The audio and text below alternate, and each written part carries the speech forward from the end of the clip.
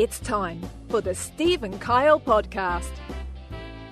With Kyle. God, that menace of Shike is probably sitting at home going, ooh, the mid's a little bit off. Did you see Shike posted a picture? Dan Shike, big fan of this podcast. The feeling is not reciprocated. No, God almighty. Just stealing money from poor musicians constantly to go turn some knob. And Steve. I guess I could plan a trip across the state for no reason, just so I can listen for a couple more hours. I mean, my family doesn't need me at home. I gotta listen to murder mysteries. I really do appreciate that, and this has been a ton of fun. I was kind of nervous at first, but you guys are very easy to talk to. Yeah, no, Ben, listen, we are the least professional people you'll ever speak to. Honestly. Live on tape from APS 3 point whatever, it's the Steve and Kyle podcast.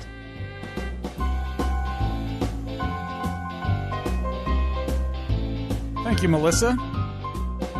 Greatly appreciated. Well, that was a joy last week. I enjoyed talking to somebody different. Talking to Ben? Yeah, I had some nice comments regarding that interview, Steve, that we did. That's always very pleasant to read, because we're in a new spot there. Now, you're more proxy to interviews when those happen on the side gig, right? You're, for the most part, you're not directly involved, right? I don't really, it's rare that I will chime in. Even speak up. So it's a little bit of a new item. So to hear positive feedback on our interview with Ben, podcast algorithm last week was very nice to hear. So. Yeah, if you missed it, go back, listen to it. It was a fun interview. Ben was a good guy to talk to. Lots of insight on that whole, just a ridiculous story. Yeah, I mean, just the ineptitude on so many levels of people having information that they need or that that could be useful to them and just ignoring it. Honestly, I haven't listened to the latest episode though. I'm now a week behind on that, so I'm gonna have to listen to that this weekend. Just some genuinely chilling audio in that podcast when got his hands on the confession audio and video of this crazy confessed serial murderer. So please go back if you didn't check that out. Our interview with Ben Kubrick from the podcast algorithm last week. Yeah, that podcast is drops on Tuesdays. I think there's 6 episodes of it. Yeah, there's a handful, but they're short. Yeah, they go quick. 40 minutes. That's the key, or not. You know, they're not marathons, which that seems to be the thing with these serialized stories, I guess, is that they're shorter. Yeah, I like that too, because for me, 40 minutes is the sweet spot, because that is to work and home from work. It's 20 minutes there, 20 minutes back. I can listen to half of it on the way into work, listen to the other half on the way home from work, and it's perfect. I love that. It's, different wheelhouse. And that's, kind of what we've been doing this for 5 years, Steve, which is one, absurd to think about. Yeah. I had somebody at my work. I've made jokes that I'm going to start a podcast about just inane stuff. I was going to start a podcast called Apples to Apples, where I rank apples on a weekly basis. Okay. Kind of a mix of What's my enjoyment of apples. I mean, Honeycrisp has got to be the number one seed. Steve, I swear to God, if you say Red Delicious. I'm glad you asked. My number one. And if I remember my top 3 correctly. Should I go 3-1, actually? Yeah, of course. Obviously. Makes sense. Wait, hold on. Do we have like a fanfare sound? Yeah, did you load it on there? I don't know. Yeah. Hold on. Oh, there we go. That would be like if one surprises you. Okay. Wait a minute. All right. Steve, my number 3. The Golden Delicious. Oh, Golden Delicious. Yeah. I haven't had a Golden Delicious in ages. A nice hearty green, not as crunchy as your run-of-the-mill apple. I really enjoy that flavor. It's not over the top like a lot of apples will get you. A delightful apple. It's not going to be in a lot of people's top 3. No. Holds a special place in my heart. Again, number 3, the Golden Delicious. Okay. Number 2. Now, just to be clear, we have 2 sound effects on this new mixer. That's it. Our options are rather unlimited. Yeah. It seems between these two. Just a range of emotions can be portrayed with these two. Uh-huh. All right. The number 2 apple, Steve. The Honeycrisp. Oh, there we go. Look, top 3 for Honeycrisp. That's all I care about. So it's a valid argument that when I was talking about this with a coworker, the Honeycrisp is a one-trick pony. You can't use the Honeycrisp for baking. The Honeycrisp is more of an eating apple, which I understand. A little more tart. But I'm less interested in baking apples than I am eating apples. I don't know, man. An apple pie it's hard to beat a warm apple pie with a nice scoop of vanilla ice cream on top of it. But do you make your own apple pie, Steve, or are you buying the apple pie? I don't think I've ever made my own. And that's the thing. I don't care because I'm not making it, so I don't really care if the Honeycrisp is good for it because whatever the people or the mass production companies use to make those pies, keep doing what you're doing. Who am I to think that I could make a better pie than Sara Lee? Sara Lee's been pumping out pies for, 100 years? Yeah, that's right. Steve and Kyle are going to fly in the face of 100 years of Sara Lee pie history. Maybe I'll put that on the poll. Who could make a better pie, Steve and Kyle or Sara Lee? Oh, Sara Lee. I'm 100% on her side. I'll tag them, too. You better vote Sara Lee.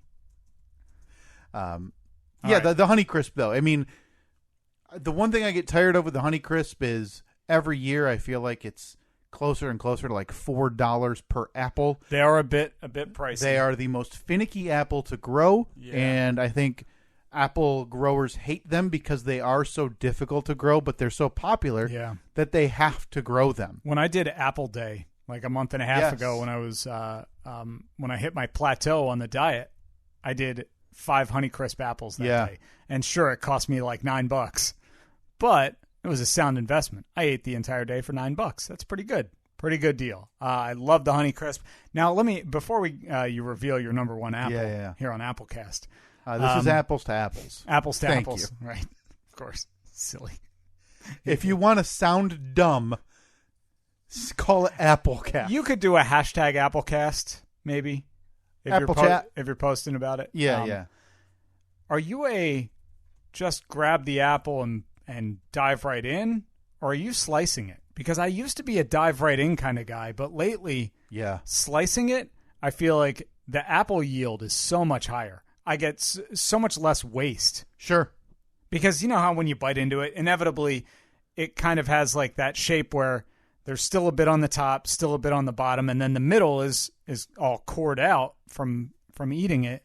Yeah. But I feel like, I don't know, I like cutting it because then I can really precisely cut out the core, maximizing the apple.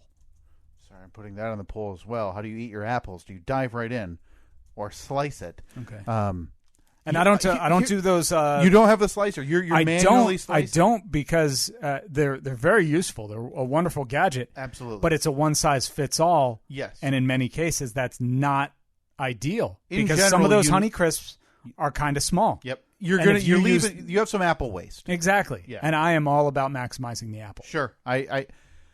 Here's the thing with that you don't really care about when you're younger, and you shouldn't really care about it when even older. It doesn't terribly matter, but there's something to be said about getting, like you talked about, to that weird spot in the apple where it feels like your top lips wrapped around a side, and you're like trying to unhinge your bottom jaw to then like do an underbite motion. Yeah. You get to a weird spot. And then, God forbid, if I get a little piece of that core, it ruins the whole bite. Is there any other food that goes from good to horrific that quickly? It's like a retaining wall. Hey, flavors on this side. The garbage is right here. Yeah, I don't think so. I mean, it's really no surprise though that horses munch it all down. Yeah, just the dumbest animal. All right, so with that being said. See, my number 1 apple.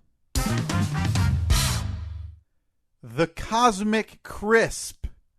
I don't know, that I've ever heard of that. Oh, well, I know for a fact I've never had one. Steve. Can I just get them at the store? You can. Let me tell you about the Cosmic Crisp. This is a new apple on the scene, okay? So this is a Washington exclusive. This is part of, they breed. State or D.C.? State. I don't know if, is Washington, D.C. known for apples? They got apple trees there? Oh, yeah, tons. A lot of apple trees. Yeah. Don't worry. It'll be on the poll as well. are there apple trees, and what is Washington D.C. known for their apples? Absolutely. You heard it here first. This is part of a breeding program, tree breeding program. Treating. That's what it is, what they call it. In the state of Washington, that they spent, honestly, billions of dollars on. The Cosmic Crisp. Cosmic Crisp. Okay. And so the Cosmic Crisp is a blend. And it is I'm trying to... I'm assuming Honey Crisp is where Honey the Crisp is from. part of it. Where does the Cosmic come from? I got it right here for you. I thought I had it for you. Enterprise and Honeycrisp variety apple. So what they've done is they've taken the crunch of the Honeycrisp and that flavor that everybody wants with the Honeycrisp apple, but they've made it so that they can grow them a lot more easily and that they last longer. So ideally they don't have this, well, Sarah, we washed out 85% of our apple crop this year, so they're this expensive. These apples weren't released until 2019, Steve. Wow. They started breeding them in 1997. It was like 2 or 3 years ago, and I forget the magazine or newspaper. It was one of the big ones, whether it be the New York Times or the Wall Street Journal, whatever. They had like a multiple 1,000-word piece about this apple and how much the Cosmic Crisp. If you haven't, I highly recommend checking it out at your store. Oh, I've had plenty. Where are you getting them from? You can get them at the store. Just in a bag at the store. You can get a bag, or they'll be loose. They're very popular, but they're so worth your time, Steve. So the two stores that are close to us, normal thing to have them in stock. Absolutely. There should be no reason you can't find yourself. You want to push this interview back 20 minutes or so? And just run to the store together. Just leave the podcast. Do we have a music bed that's like 25 minutes long? Yeah, well, I'll just put something on loop like we did with the intro last week. That's right. Hey, you fixed it. Yeah. Hey, things I don't even notice behind the scenes. Yeah, fixed it all. We are good. Granted, we don't know if this is actually recording this week, but no. Hey. We'll find that out after the fact. If there's a video posted of Steve and Kyle sobbing because nothing posted, you'll know it didn't work. Yeah. I mentioned last week, I'm very excited for this. This is going to be a fun one. Because it's so weird to call something like this fun and that I'm looking forward to it, because what we're going to discuss is such a weird scenario. It's a very sad story. So this morning, we're going to be talking to, hopefully our new friend, John Walczak. Now, John has released 2 seasons of kind of investigative journalism style podcasting. Yeah. The first season was called Missing in Alaska, regarding the 1972 plane disappearance. You can't even call it a plane crash because no evidence of this airplane was ever found in Alaska with congressmen on it. Mm-hmm. That has never been solved, and that's a fascinating tale. Yeah. And his most recent efforts right now have revolved around somebody who went missing on 9/11. And that's the title of season 2 of this podcast. It's called Missing on 9/11, which is kind of, I can't say that's a lie, but this is about a story of a woman who actually went missing on 9/10. Sneha Phillip? Sneha and Phillip. Dr. Sneha Phillip went missing in New York City, last seen around 5 or 6 p.m. on September 10th, feet away from the World Trade Center. Right. She lived, I think he said 900 feet from, yes. from the towers. In a lot of the famous 9/11 footage that you see either on the news or on YouTube, wherever it is, you can see the apartment building that she and her husband lived in. So, and the crazy thing that makes this story so unique is that it's not a story of somebody who was in the towers on 9/11. Right. There's no evidence. It is known. The strange thing is that she didn't come home the night before. So technically she hasn't been seen since 9/10. Your mind makes the connection. Well, she lived, 1,000 feet from ground zero. She probably ended up somehow in the towers when they fell. But there's so much more to the story than that. And that's what made me listen to 6 episodes of the podcast in the last 24 hours. Yeah, this is exciting for me. I really, really enjoyed Missing in Alaska. I've really enjoyed Missing on 9/11 so far. I have a lot of questions for John. There's so much to this process, and I'm stunned. I wouldn't know where to start, Steve, on the information gathering portion of the two cases he's talked about. That's one of my first. I don't even know if it's a question for him, but just basically to say, how? What do you do? Yeah. How do you? I mean, I guess it is a question. Like, how do you even start? What's the first thing you do? Like, you sit down with a pen and you're like, all right, I'm going to investigate this. Yeah, and for a lot of people, that moment is kind of the OS I give up moment, because you're talking about a case surrounded by one of the largest news stories in a lot of people's lifetimes. Sure. Information. Very sensitive topic. Yes. Information quite literally buried under the Twin Towers that possibly pertains to this case. So, a lot of questions for John Walczak. Let's talk to him, Steve, if we can get him on the line.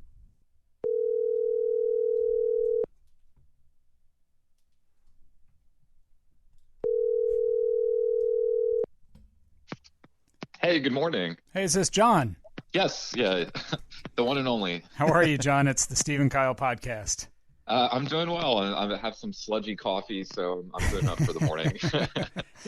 Dude, your podcast has it's kind of like been all-encompassing for me for the last 24 hours or so. I've listened to the first 6 or 7 episodes, and it's so interesting. So interesting. Thank you. I appreciate it. Let me ask you, John, because one of the things that's overwhelming to me, and we were just talking about this before we got you on, regarding both of these cases you've done, missing in Alaska, now missing on 9/11, the information gathering portion of this looks overwhelming from the outside. How do you not just immediately see what you're presented with and say, well, there's no way I can do anything with this. I give up. Yeah, because I think most people want to know the answer to these two, mysteries that you're talking about. But 99.9% of us say, man, I'd love to know what happened. Oh, well, someone else will figure it out. What makes you that someone else? Oh, man. Well, I read probably 2, 3, 4 hours a day, so I like to read. That helps. I'm kind of nerdy with archives, as you heard from the show. Yes. So it's fun to dig through stuff. I think you just have to have a good eye for it. But I don't know, it's just a driving curiosity. But in terms of the amount of information, you hit it completely. You got it. The production of these shows, it's really exhausting. We have a 5-6 person team, but I'd say probably 90% of the time is spent on research. Like I was thinking about this earlier. If we do a third season, I'd really like to focus more on just, the writing and the narrative arc and some of that, because I feel like we put so much into the reporting on the ground and into the research that, that's I basically, honestly, my honest answer, I just rely on caffeine.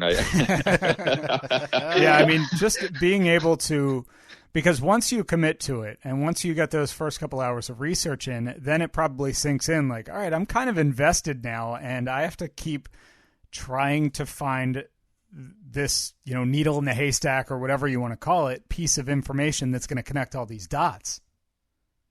Yeah. So, that's the thing. You go through thousands and thousands and thousands of pages of information, and, there might be one line that matters. So you might spend a week going through documents, but the one line actually, or a name. So like for Missing in Alaska, for example, the main story arc, what we really uncovered about the bombing allegation, that was something that came to me because I read about somebody in an obscure place mentioned once. I reached out to them. They put me in contact with somebody else, and then that person told me about the allegation. So it's kind of, they're such complex cases that if you don't do that, you're not going to find anything new. But like you said, it's very exhausting, and yeah, you're driven. It's all consuming for a long time. People don't see the amount of work that goes into these shows, not just the research, but also on the production side. We have really amazing producers. But that's what I end up. I find such like odd, bizarre little tidbits. I like throwing them into the shows, but that's just through literally thousands of pages of reading. Yeah, I'm glad you brought up the exhaustive nature of the research and the production level of what you do, because I'm glad I feel like I need to berate you. You put yourself behind an 8-ball, John. You picked cases from 50 years ago in the plane crash for missing in Alaska, and then you picked a case surrounding one of the largest international stories of most people's lifetimes in 9/11. Yeah. Have you ever thought about, you know what, season 3? I'm going to give myself a layup. I'm going to find one from 6 months ago that's fresh in everybody's mind. My neighbor's dog Scruffy ran away. Yeah. Where is he? Missing on Elm Street, John. That's what season 3 needs to be.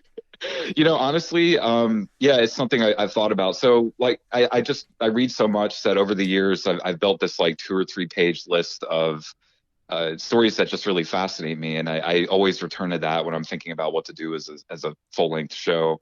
And it's pretty rare that something really jumps out to me that much. But I'll tell you what I have considered is something on a nice tropical island. Right. Yeah. I don't know if iHeart will sign off on missing in the South Pacific, but right. Yeah, look for what is it, MH370, the Malaysian airline. The Maldives will be a nice place to go base myself for the next year. That's hilarious. So what was it about this? Like, do you remember when you first heard the story of Sneha Phillip and said, "Oh, that sounds like it could be a good, a good story, or at least something for you to investigate a little bit further before committing to it"? Like, what was it about this story? It's such a fascinating story, and these stories are really interesting because they're difficult. I mean, the thing about our show is I think we frustrate people sometimes because sometimes we find really incredible information, and a lot of it comes from people who listen to the show, but other times we don't, and we're honest about it. So, we tackle these really difficult cases basically in real time. And I mean, honestly, I'm still scripting this show. So versus, I think there's kind of an appetite for something in between, really like elitist, heady, encyclopedia type stuff and like garbage reality TV. There's a middle space, and I don't really think many people fill it. And I think the podcast space fills it pretty well, because of the format, because it gives you the time to dig in. And with this case in particular, 9/11's always interested me. I was, you heard me say on the show, but I turned 13 3 days before 9/11. Yeah. So I really came of age right after 9/11, sure, and during anthrax and the Bush years and Iraq and Katrina and the financial collapse and everything. And so 9/11 had a big personal impact on me. As far as Sneha, I remember reading about her maybe like 15 years ago, and she stuck with me all this time. She's such an interesting character, and she's someone that when I was thinking, okay, well, what do I do for season 2? It's such a fascinating story. I don't know. She's haunted me for a long time. To say that this story has a lot of layers would be an understatement in terms of Sneha's personal life, her work life, surrounding 9/11, living feet away from the World Trade Center.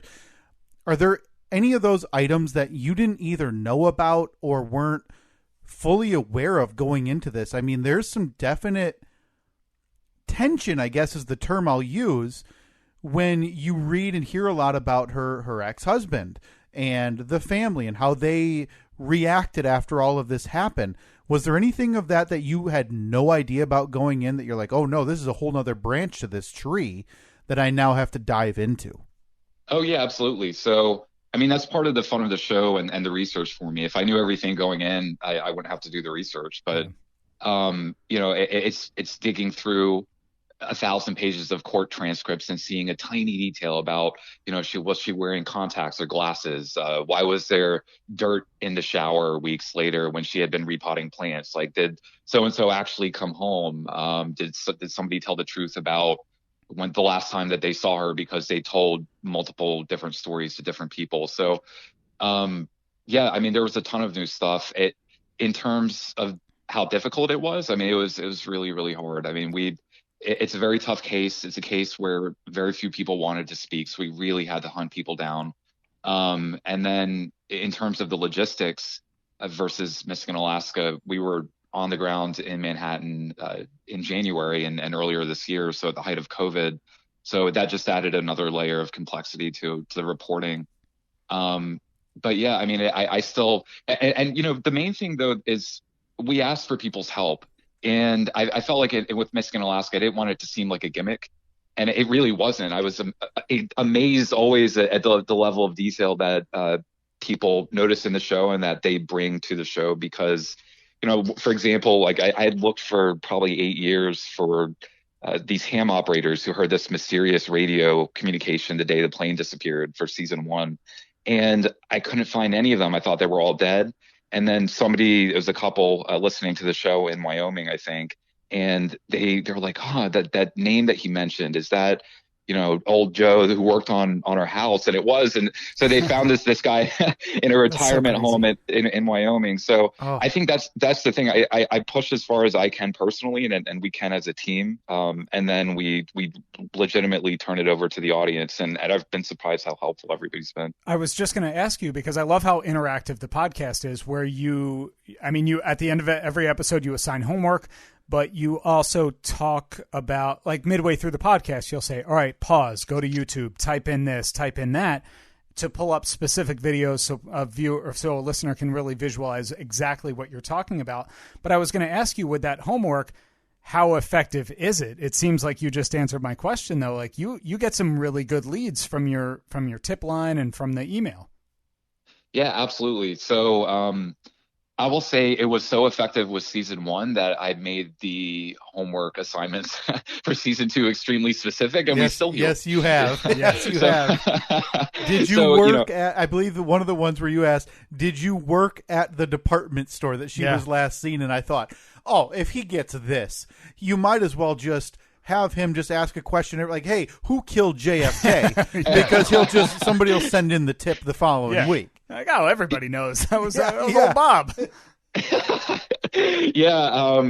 It's interesting. So even though this season they're much more specific, it's because we got such a flood of responses last time. I mostly try to respond either personally or have one of our producers respond to everybody, because I really appreciate everybody who listens. But it was so effective last time that I was like, man, I got to make this really specific this time. And we still get such a flood of contacts. So, for example, like you said, you're talking about the department store, Century 21. Another example, so there was a lead of maybe she went to Victoria's Secret or Jones, New York after Century 21. So one of the things I asked, like, did you work in the security department of Victoria's Secret in 2001? And it's amazing because I have heard some people. And one other thing I asked, which was just an episode or 2 ago, was, do you know anyone who faked their own death? And I've already heard from 2 people who actually have told me these really compelling, fascinating stories that have nothing to do with this particular show, but it's so interesting. And so the fact that I can put out a question like, do you know anyone who's faked your own death, or have you faked your own death? And that's like, oh, of course, like, that's ridiculously specific. And we get these, I was like, we're actually getting answers from people. So, it's worked out really well. And I feel like at a certain point, I've done as much as I can with the story, and I kind of turn it over to the audience. The one thing that I had to keep reminding myself while I was listening to the podcast is that I had to listen to it with my 2001 ears on, not my 2021 ears on, because I kept thinking, like, man, if this happened today, I feel like it would be so much easier to solve, because we're so much more connected. And they'd be able to pull up, like, Sneha was on her iPhone while she was at Starbucks on the corner of 54th and 8th at this time. But it was very strange to be, even though it was only 20 years ago, to try and listen to it with those ears. Yeah, absolutely. That's one of the fascinating things about this story and about 9/11 in particular, is that it was such a turning point in so many ways. So obviously 9/11 was a turning point, but in terms of technology, I mean, I think about, like you said, even in terms of 9/11 generally, not just this case, what would our view into 9/11 be had it happened 5 years later? It'd be insanely different. It would be so much different. If the cell towers didn't go down, you'd have people posting from the upper levels of the towers. Like, Yeah. There's such a limited photographic record from inside the towers. I tracked down all the images and all the videos that I could find. It's extremely limited. And it is a really just fascinating thought process to say, well, what would it be like if it happened today? How would we view it in real time? What would the historical record be? And then, like you said, as we go further into the 21st century, you start to run out of these mysteries, because even though this was only 20 years ago, and I'm 32, so I'm young, but I'm becoming a crusty old man slowly. But I obviously I clearly remember 9/11, even though I was a kid. And yeah, I mean, what would we have today? We would have Alexa recorded her at 10:07 a.m. and she logged into Gmail at this time, and so you almost, I don't want to say you lose the wonder of mystery as you move further along into this century, because other people's suffering, I really try hard to empathize with families and not just use people as like pawns for entertainment. But you do lose those mysteries. I mean, that's MH370 was incredible because the fact that something like that could happen in was it 2014?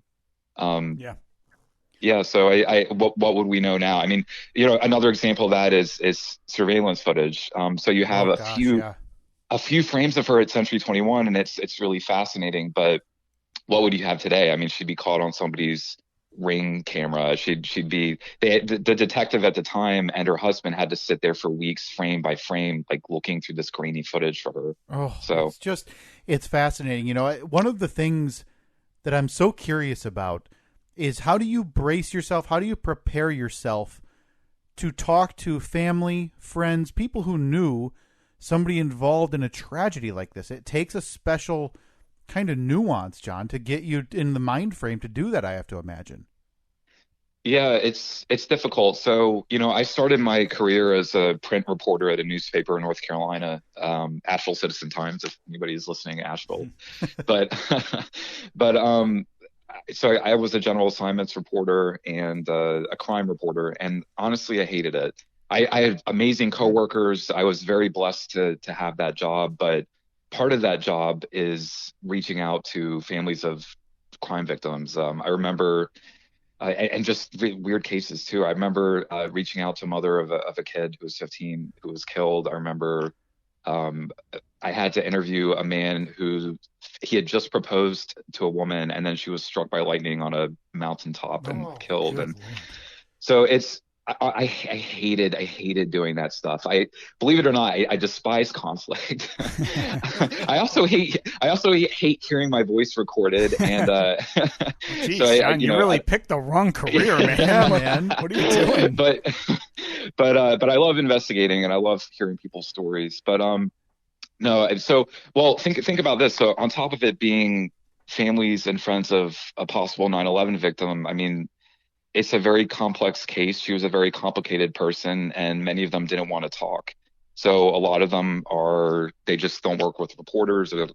So you add in on top of the sensitivity to the tragedy, just a level of hostility, which is completely understandable. I would probably feel that way in their shoes. So I try to empathize, but no, I kind of brace myself. It's probably, I joke on the show, but one of the things I did was really look for her in any kind of photos, videos, any evidence from 9/11, and to be locked away in a little apartment during the COVID death winter, like staring at thousands of images of 9/11, and probably not the best thing for my mental health. But I don't know. I that's the part of it I don't like. I really, really feel for these people, truly. Yeah. I like iHeart as a creative partner because they've always given me that leeway to be, to just see it through as I want. They've never pushed me to manufacture anything or to go in a certain direction. They've just said, do what you feel comfortable with. And if they didn't, I wouldn't work with them, because I wouldn't sell my soul for a podcast. Right. We're talking to John Walczak. He hosts Missing on 9/11, new episodes Wednesdays from iHeartRadio, wherever you get your podcast. John, you remain really objective throughout the whole podcast, I think. I mean, for the most part, at the beginning, episode 1, you basically set up 4 possible scenarios for what could have happened to Sneha Phillip. A couple of them are pretty quickly eliminated. What do you think happened? Like, if you had to put your money on it, what happened to her? Especially in the time from late on 9/10 to early morning 9/11. Well, I'll say this. So the immediate reaction, I think, when people don't know much about this case is that, well, of course it's 9/11. Yeah, like that's exactly what I thought. When I first heard the commercials for your podcast, I was driving into work one morning and I heard a promo for this, and I thought, well, it's pretty obvious what happened. She died in 9/11. Yeah, and that's a completely understandable. I mean, that's probably, I don't remember, but that probably was my reaction too. But the first thing to know is that 9/11 is much less likely than it seems. And that's something that I'll get into in a future episode. But if you look at studies of where victims were when they died, if you look at, the idea that there are no witnesses who recall seeing this civilian doctor in a brown dress and sandals 5'2" running into the towers, like it just, if you really dig into it, it doesn't make as much sense as it seems. And certain other things make more sense. So the two that immediately don't make sense to me are suicide because there was no body, and foul play at the hands of a stranger. Because a random act of violence at that time, especially where she was in Manhattan, which was very, very safe. The NYPD precinct where she lived had a single non-9/11 murder that year. So those two don't make sense to me at all. As for what makes sense to me, I mean, oh man. I mean, obviously I have thoughts, but I try to leave it to the audience. I think 9/11 makes some level of sense, obviously. The idea that she ran away also makes, I think, a lot more sense than you would initially think. So it's something that's really crazy to think about because of 9/11, but it's something I say in the show, which is take 9/11 out of it. People keep saying, well, how could she do that to her family? How could she just disappear? I mean, thousands and tens of thousands of people do it every single year. There are tens of thousands of families around the country and around the world right now whose loved ones are alive and they don't know where they are. So I don't think that theory is as crazy as people think. The thing that makes her, in this case, interesting is who she was as a person. She was such a fascinating, really brilliant, by all accounts, artistic, a doctor, just really complicated, very fierce and strong and independent. She seems like someone that you'd want to have a beer with. And that's what makes it really interesting, because when you learn the context of who she was as a person, what was going on in her life, what she was thinking, and then why, for example, 9/11 doesn't make as much sense as you would think, you start to let your mind wander. But I'll also say this, if I legitimately thought 9/11 was 100% the answer, I wouldn't manufacture a show out of that. So I really don't know. And I've looked at it now very heavily for a year or so. That's one of the things I like to do, is just leave it up to people, because, some of the feedback that I got for Alaska before we launched, I worked with iHeart, was what's the ending? What's the ending? What's the ending? Like, nobody wants to listen to a show unless you have a definitive ending. Yeah.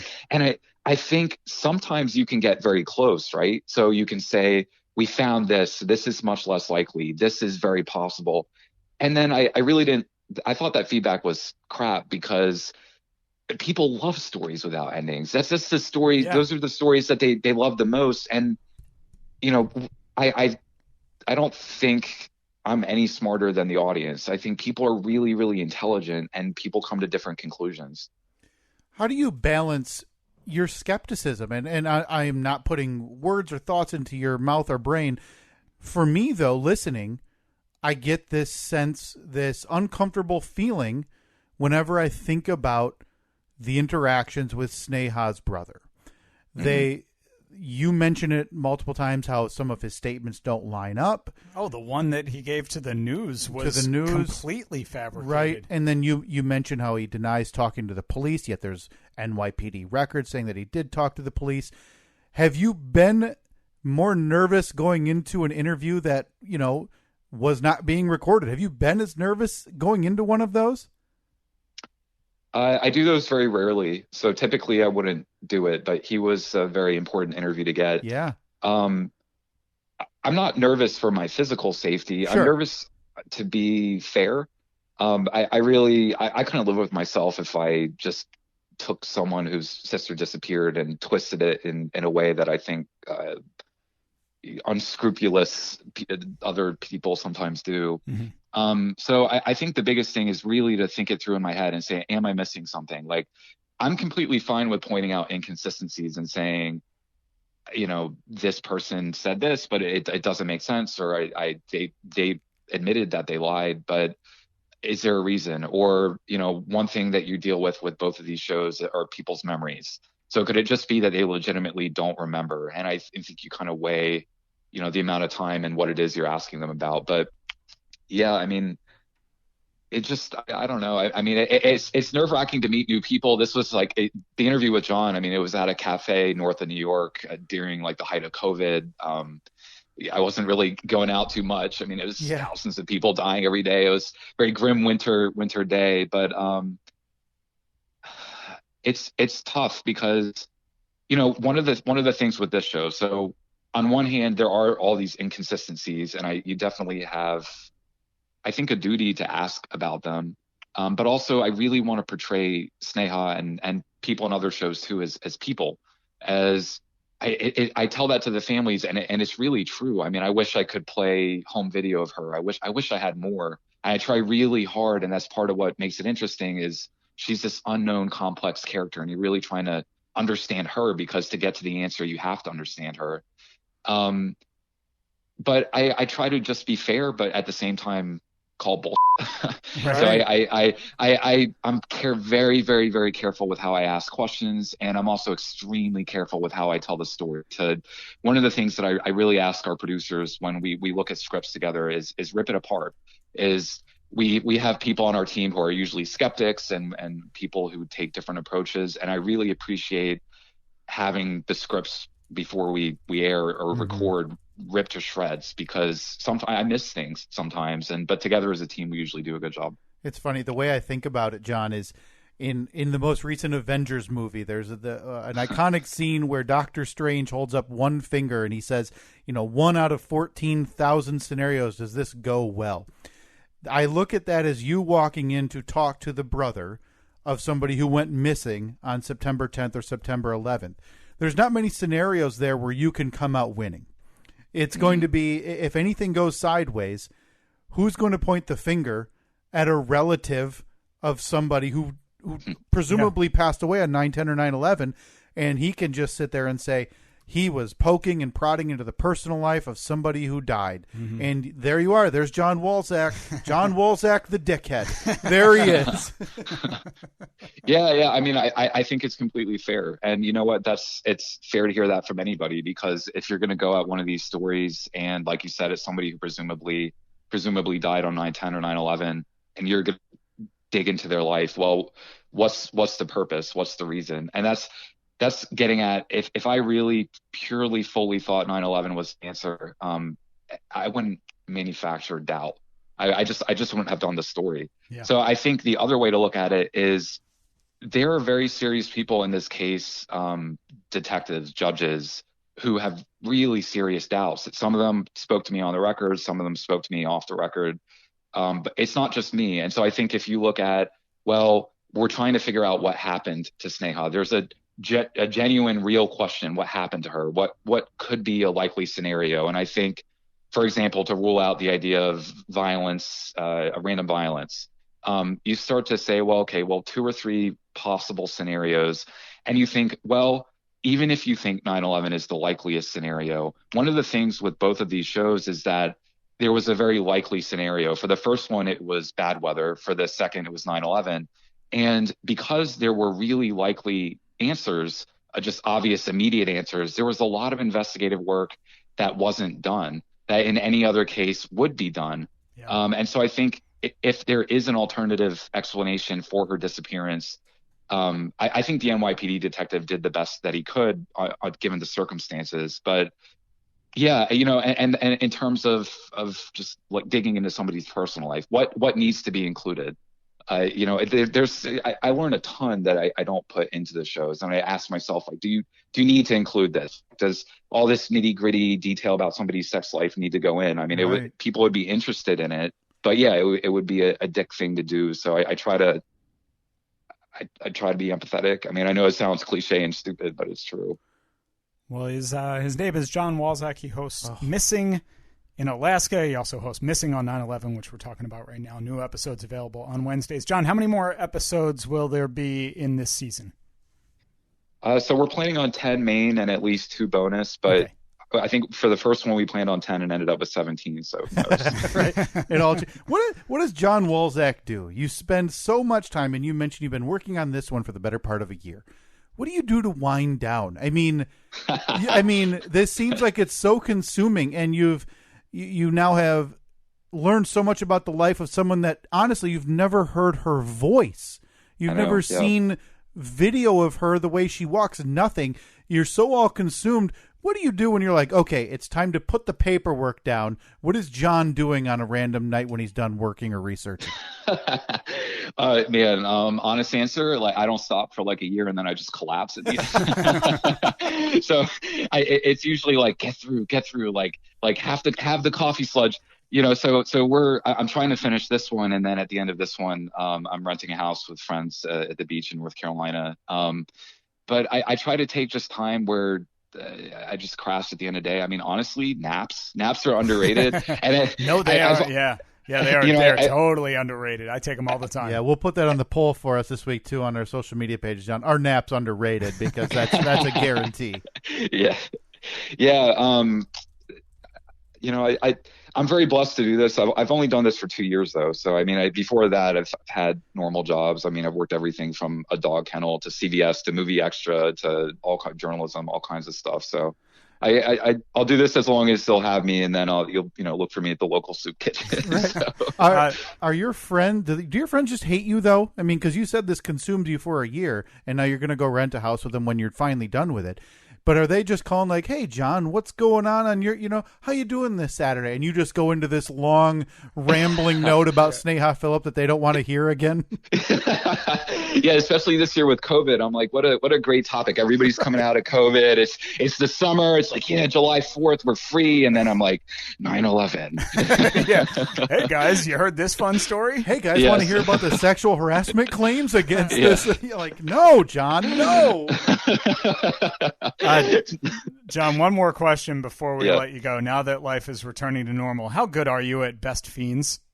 Oh, man. Woo, man. I collect all the cute and colorful characters. I'll leave it at that. Has it gotten to the point where that ad copy, now I'm not saying you're reading it live every week or you're not, but that ad copy seared into your brain, right? Oh, yeah, absolutely. And that's the one that I hear the most about, is because everything else is kind of just normal. And then that people joke with me about that all the time. Hey, whatever it allows to keep you doing what it is that you're very, very good at, John. Again, John Walczak, host of Missing on 9/11. New episodes everywhere you get your podcasts on Wednesdays. John, they can find you on Twitter. You have a thread, I believe, of where you're dropping documents and stuff related to the podcast. Where is that they can find you? It's at John Walczak, which is JONWALCZAK. Awesome. Please find him there. What's the phone number that, in case you have any information on anybody that you've talked about in the podcast? It's 1-833-NEW-TIPS, or people can email us at tips@iheartmedia.com. Awesome. John, thank you so much, man. This is this podcast, like I said, it's completely consumed me for the last 24 hours. And once we're done talking to you, I am going to listen to the 2 episodes I haven't listened to yet, and then anxiously await Wednesday for the next episode. Okay, thank you guys so much. I really appreciate Thanks, it. John. Thanks, We'd love to talk to you again later on. I have so many questions about your path from the Asheville Citizen Times to being this full-fledged investigative podcast journalist. That's quite a journey, man. Yeah. I'd love to talk with you guys again. I always appreciate the attention for the shows, and I appreciate it. I appreciate everybody who listens, really. I love the feedback, and there's somebody out there has the information, so everybody, go listen to the show. Hey, if one of our listeners tips you off, we get full credit, right? Yeah, absolutely. I'll have you guys on the show. Perfect. Yeah, I want to be right after the Best Fiends read. Okay. How about you read Best Fiends? Oh my God! What an honor! We are not going to let you go back on that offer. Okay. Our loyals will be in touch. John, it's been great. Thanks, man. Thank you, guys. Bye. See ya. That was a lot of fun. I love it. I love it. That podcast, man. I'm not just blowing smoke up his ass either. When you first booked this, I had heard the ads for this as I was driving into work one morning. I had also heard the ones for Missing in Alaska, and I was like, man, that sounds really interesting. I never did listen to Missing in Alaska, but now I'm going to go back and do it. But you had sent a text the other day, maybe like on Wednesday, saying, hey, just a reminder to, try and listen to an episode or two. And I was like, yep, I had a reminder on my phone for Friday afternoon. Ended up listening to one episode, like half of an episode on the way home from work yesterday. And I was like, oh boy, this is good. Listen to the rest of it yesterday afternoon. And then just went out in the garage. I was cleaning up some stuff last night and kind of getting everything straightened up. Listened to like 3 more episodes. And then I woke up this morning, got up early today so I could listen to 2 more. Yeah, it's great. Good. And it's he mentioned it briefly, but I feel the same way. Does everybody hates the way they sound, right?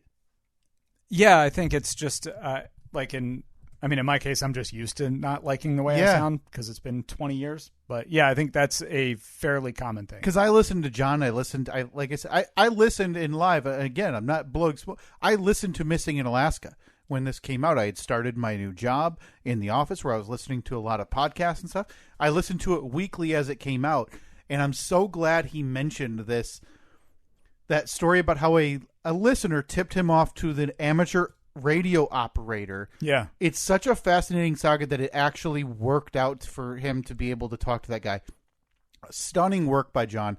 Amazing help by the listening audience there. Again, Missing in Alaska, Missing on 9/11. But I love it. I absolutely love talking to them. I mean, I don't know where to start. That's something I could never do. Right? No, like as I said, interesting as it is. Like I said, everybody wants to know the answer, but it takes a real special person to say, I'm going to be the one to find the answer, or at least try to find the answer. I couldn't do that. He makes it sound so glamorous, too, when he's like, well, I pretty much worked nonstop for a year, then I collapse and nearly die. Yeah, so, and then rent a house with my buds for a weekend, and then back to the grind. Yeah, and I'll put that on the poll, too. Is it worth it to work nonstop for a year, collapse, die, but you get a house for a week? No. It's not. No. It's absolutely not. That is, oof.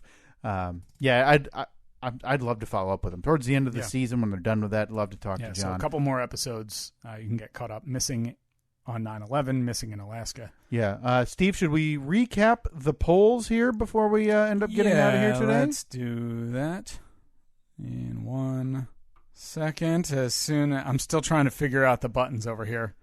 All the best and brightest have these same issues, though. It's not just it's not just us. No, not yet. Hold on, I gotta wait for that to stop blinking, and then okay, now and time to see how wrong everyone else is. It's poll recap time. Find the polls at Steve and Kyle on Facebook, Twitter, and Instagram. I'm not going back and cleaning that up either. Just I'm not going to edit that at all. Edit that in post. No, because now we've mentioned it, so I'd have to edit this too. Is it surprising that there were tech issues plaguing the show? Oh, come on. How fortuitous is that for a poll question? See, the problem is I have to, because, never mind. Nobody cares. Nobody cares. 83% of the audience said no. It should not be surprising whatsoever. It does not seem like an NPR show. Oh, man. That'd actually be very good. There was some Nat sound in Missing on 9/11. Yeah, there was. A little bit. I sent you a clip of a different and I'm not going to mention it because there's an equal chance I'll reach out to that guy and have him on the podcast. That should have been our go-to. I didn't ask John about that. We'll have to ask him that in the follow-up. Like, hey, what class did you go to? Yeah. They said you have to have a creaky car door, crunchy leaves under your feet, and then a knock on the door. Yeah, and then a slightly off mic. Hey, I'm John. Good to meet you. That's right. You think they have to record it multiple times? Like, no, I was too on mic there. So I now need to. Yeah, I need to be way off mic. You don't understand. It's important. It's in the class. 78% of the audience said yes, Nat Sound seems like an NPR show. That sounds good. And I believe, lastly, last week, is our audience filled with lawn mowing snobs? We had quite a fervor over the previous poll about how do you mow your lawn. I believe you had shamed Andrew Junk a couple of weeks ago because he had gone one direction. I forget if it was horizontal or vertical. He went horizontal. You had shamed him and called him poor, if I remember right. That sounds about right. He messaged us back. He had rectified that situation. He made it right. He made it right. And I said, welcome to the winning team or something. Just outstanding. 70. Oh, I'm sorry. Oh, boy. Another runaway. 72% of the audience, Steve, said yes, our audience is filled with lawn mowing snobs. That's it for the polls. Again, you can find those on Facebook and Twitter at Steve and Kyle. So next week, another interview. Another interview. Is this our new thing now? Is this our bit? I don't have any more in the pipe. Not that these were very difficult, but it also helps that the two and presumably the third person that we're going to talk to next week have been very easy to talk to and communicate and plan this with. We're not working through any types of companies or PR people or anything. They're coming on, they're talking, as you heard, off the cuff, willing to have a fun and fun conversation and just be along for the ride, which very, very much helps what we do here. Big thanks to John Walczak. Again, you can follow him at John Walczak. It's JONWALCZAK. He hosts Missing on 9/11. He was also the host of Missing in Alaska. Didn't even get to ask him about the probably the creepiest postcard I've ever seen in my life. Oh, Steve. I haven't gotten to that You'll yet. Get to that. So many more things to ask John that I'd love to have him back on down the road. All right. At Steve and Kyle, Facebook, Twitter, Instagram. We got some new polls up there this week. And then we'll talk to you next week. That's it. See you got next anything week. else? Hopefully this recorded. Oh, God. It's going to be a shame.